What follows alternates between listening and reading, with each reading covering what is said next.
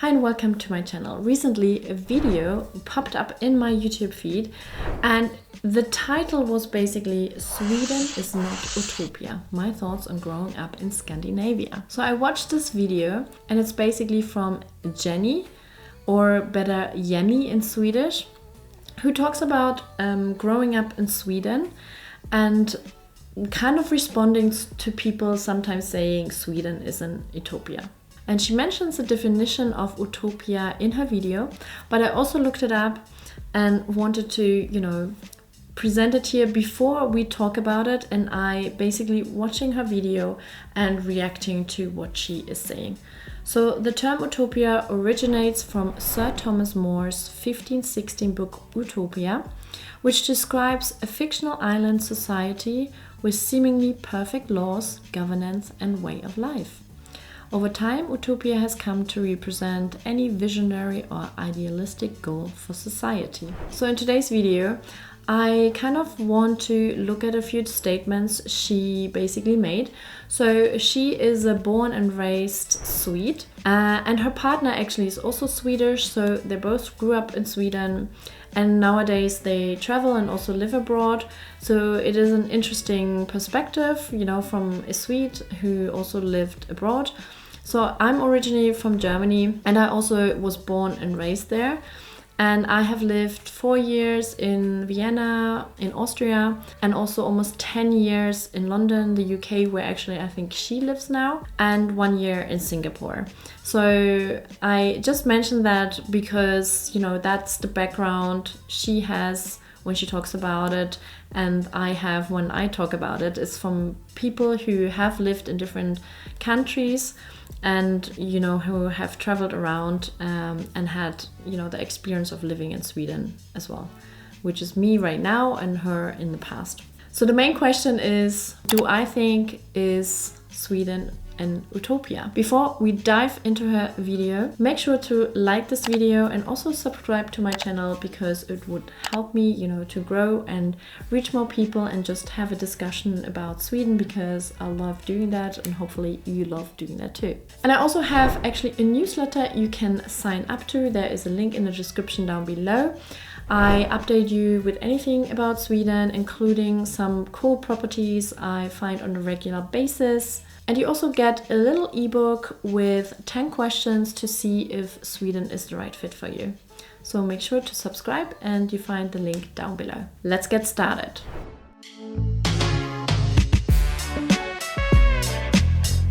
So let's play the first part of the video. No, Sweden is not a utopia. So what's with this rumor then? Why do so many people seem to think that Scandinavia is such a nice place to live? Well, I guess it has to do with those studies that they publish every year, the kind like the happiest people on the planet, the safest places to live, kind of studies where like the Nordic countries are always really high up. And if you see photos from Stockholm, the streets are clean and people dress nicely and there are cute cafes. Like it seems to be like a happy, safe place, you know what I mean? And maybe it's easy to think that like Scandinavia being a good place is because the Scandinavian countries are rich and that's the reason for it. And don't get me wrong, the Nordic countries are rich, all right, but like not in the way that you might be thinking. It's more complex than that. And this might surprise you to hear, but like the richness of Sweden does not mean that people have like really high salaries and fat bank accounts. Like the richest of Sweden comes from low inequality and like state-owned institutions. And oh yes, high taxes. Basically, if you ask me, Sweden is a great place to live because of its history of like democratic socialism and like the snowball effect that this has had on the culture and on the people. So first of all, I love that she named the video Sweden is not Utopia, but then she does mention a lot of really positive things, like low inequality, state-owned institution, democratic socialism, which had then also a snowball effect on the culture and on the people. She obviously also mentioned like the studies, the happiness studies, which you're probably very familiar with. And Swedes are basically quite trusting, towards other people, but also the government. And that definitely is part of a higher economic growth. The countries with the highest level of trust have the lowest level of economic inequalities. She talks really positively about Sweden. So based on that, based on the first things she said about Sweden, and obviously she also mentioned how clean it is, and like Sweden sounds pretty good, I would say. What do you think? Let me know in the comments down below. Let's play more of her video because it's getting quite interesting. Of economic inequality. So the lower the wealth gap, the higher the trust. So basically she mentions a little bit probably why most people think Sweden is Utopia is a lot because of the studies around happiness, and Sweden is most of the time really high up, if not number one amongst the other Scandinavian countries. And she also describes richness of the country, which obviously it is, a European country, a very, in general, many countries would see Sweden as rich, but she also describes a little bit it's not so much, the money everyone has, but rather than, the quality or low inequality, and then also the state-owned institution, which kind of help, and overall the democratic socialism, which is a history of Sweden. And she describes a little bit that is probably the reason why people see Sweden as such an amazing country. And I would say she's probably right, that Sweden probably has a quite unique way of trying to figure out what makes people happy and finding a balance, even if there's other things which contribute to a different way of seeing Sweden. But just looking at that more from an economic point of view, I think she almost describes a little bit Sweden as a utopia. Let me know in the comments down below what you think, and let's have a look what else she is saying. Now, both David and I grew up in a social democratic Sweden, and both of us come from really humble backgrounds. Neither of us come from wealthy families, and we have both grown up in working class communities. So if you look at Sweden overall, we both come from the lower income spectrum of Swedes. But what does that actually mean? Well, to be completely honest with you, for us it has meant almost nothing. Because being upper working class or lower middle class or higher middle class or indeed lower upper class, it kind of is the same thing in Sweden. Of course, when we grew up, things like how nice your clothes were, or how often you went on holiday, or how big your TV was, sure, those things varied in different households, but not to the sense of trust in society or trust in your neighbors. But the thing is, I never really understood or thought that I was lower income growing up. I mean, I knew we couldn't afford a lot of new clothes or going abroad every year, but kind of so what? It wasn't other people around me lived in luxury. Honestly, I don't think I met a truly upper class person until I was 15? I grew up in a country where education, healthcare, elder care, childcare was more or less free. So it was clean and safe and great infrastructure, very organized, low crime rates. I feel being a child in 90s Sweden, I wish that for every single human. It has made me and David become trusting, naive, safe, confident people with a strong sense of justice and equality and what that means for a country. So that was quite interesting because she's literally talking a little bit how she perceived her childhood, not only her childhood but her partner's childhood, who's Swedish as well. She kind of grew up in the 90s in Sweden and had her childhood in the 90s. Again, how she described it, honestly, I thought amazing. I want to grow up there. So another kind of utopian way of describing, living or growing up somewhere. She basically even comes not from a rich or even a middle class family, more a lower income, but Sweden being a welfare state, really shows here in her experience, where it didn't much matter, how much money you had. that I think is a really good thing about Sweden, that there is not, you know, the stigma of being poor or not having a lot of money. I thought that sounded quite good to me. I think that's actually an ideal you wanna work towards, right? I think kids should never feel like they, you know, have to prove themselves if their parents are not, you know, wealthy or if they don't have much money. So that sounded really cool to me. So she still said Sweden is no utopia, but let me know what you thought about, you know, her growing up in Sweden in the 90s and what it was like. Maybe you can share as well, like what it was like, or if you're not from Sweden, let me know if you would have loved to grow up like this. Let's watch a little bit more and see what else she says about Sweden not being utopia. Okay, so what does all this mean? Well, I think that the sense of trust, the like relatively small wealth gap, the high taxes, and like the ability for most people to belong to the middle class, like at least financially, that's like the way to build the happiest, safest, and most fair society. Like back when I was a student and David worked in a supermarket, financially we were like lower middle class. We lived well and could save money each month. And I think like this is extremely unusual, that you could be a university student without like any wealth in the family and still belong to the middle class. But this sense that like you don't have to be born wealthy or work really hard pulling yourself up by the bootstrap, you know, American dream kind of lifestyle to have a really good life. In fact, listen to this, because it's even shocking to me myself. So before we left Sweden, neither David nor I would ever think of choosing an education or a career based on salary or like financial opportunities. Isn't that weird to think about? But honestly, money never factored in at all when I was thinking about what to study at uni and like picturing what type of job I wanted afterwards. I kid you not, I didn't think about it. I only thought about what interests me and what would be emotionally satisfying to like spend my days doing for the next 40 years. So yeah, she kind of like still talks quite a bit about money and what money meant to her, like growing up without, well, not without money, but not with like super crazy money. And even when she was a student, she didn't have, you know, the burden of paying for a lot of things, including like you know, university fees.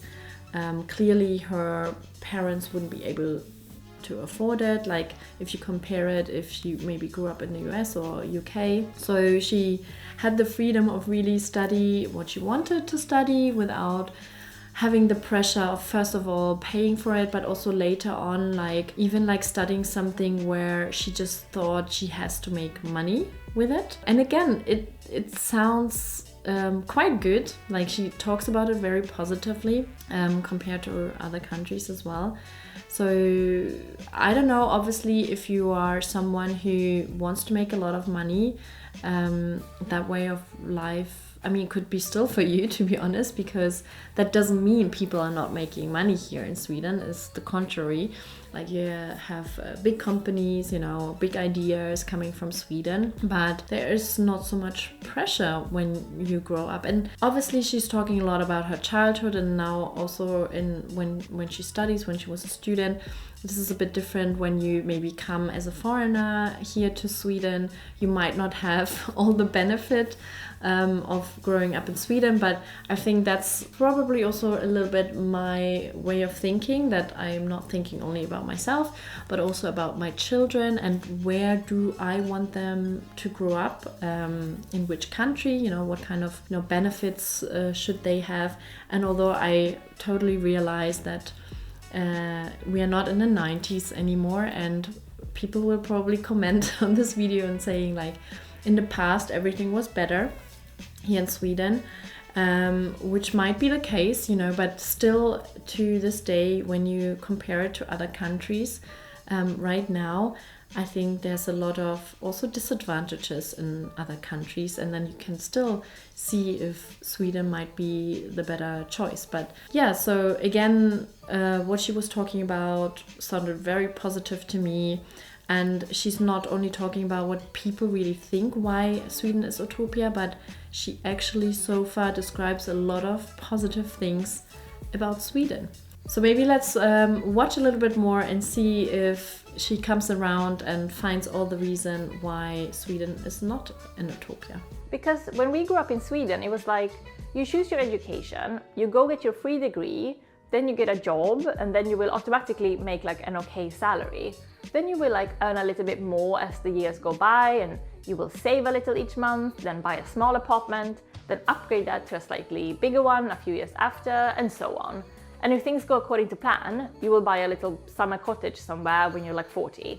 So choosing your education and career, can you imagine making that decision if money didn't really factor in? Because truthfully, for me and David, it never really was a consideration, like at all. Growing up, I never thought that I'd be really poor, and I never thought I'd be very rich. Like, if almost everyone around you belongs to the middle class, financially anyway, then money kind of stops being a motivation.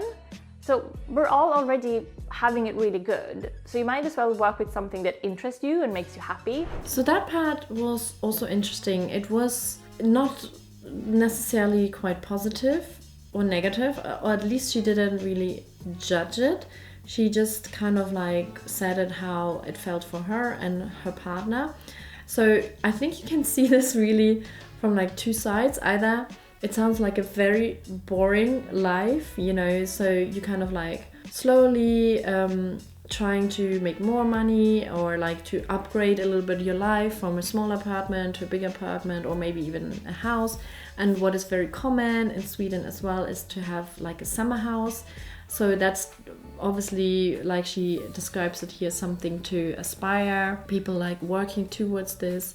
And, you know, she did mention that, you know, people have a good life. Like, it's not that they necessarily want to be rich or even imagine, or, well, she said it for herself, you know, she never thought she would be poor or rich, but having like a middle class, nice life. And again, you can see that, oh, this sounds really boring, and, you know, you don't want to make more out of your life. Or it can sound really appealing to you, where you just think about having a simple life. You earn enough to, you know, even save. She mentioned that in her video, to have, you know, your housing sorted, you know, paying off a mortgage maybe for your entire life. So maybe when you are retired, you have it paid off eventually. So it sounds like almost like a simple life, but with, you know, everything you really need. So obviously the basics are totally covered, housing, food, you know, and maybe even have this little luxury of a summer house. I would be interested in knowing what you think about it. Is it a boring life, or do you think that is actually sounds like an utopian life, the life in Sweden, like most people want to have? Let me know in the comments down below. Actually, it sounds more positive to me. So I do think I want to make more money in general, but there needs to be a why, and for me it would be probably like travels. Also, I love to have money for investing, but that is also kind of my retirement. Honestly, I feel like that sounds more appealing to me, but yeah, let me know what you think in the comments down below. And then let's have a last look at her video to see what she has to say pretty much at the end of the video. And honestly, I think this is also one of the factors why Swedes trust each other more. Is like, if no one is scrambling to make a huge amount of money and become rich, then a lot of the like money grabbing, backstabbing, using other people to get what you want attitudes just disappear. This also comes back to crime rates and corruption and all that, because if very few people in a country is poor enough to become truly desperate and feel like society is screwing them over, and at the same time very few people are rich enough to think that they're above the law and that they're untouchable because of wealth and connections, of course it means that two huge reasons for crime and corruption disappears. Desperation on the one hand and superiority on the other. So if almost no one is like looking up at society feeling that they're not allowed in, and almost no one looks down on society like they're superior, but instead the vast majority of people feel like it's in their grasp to have a nice safe home, free education and healthcare, and a bit of disposable income to spend on things that make them happy. So basically feeling like they are a part of a society that is working. Of course that will affect not only trust levels, but like happiness overall. So yeah, she continues to talk a lot about money and what it means to have money for the people, and how much money, you know, people have to feel satisfied. She doesn't give it a number, but just talking in general. And she also talks about trust, which is like connected to how you feel about money. For example, if you're really poor, you know, you get anxious and you have reason to maybe behave in a certain way. But if everyone has a decent level of money, they are more satisfied, happier. So she says basically. And again, this could be super boring for people, but I also feel like that's why Sweden works well. And obviously it's so hard to find a balance, and what she describes is like a super great balance. And I don't think it's exactly how she says. I think, yeah, she mentioned that the majority of people like are in that middle class level, so they have enough money to really live their life and have a good lifestyle, maybe no extravaganzas.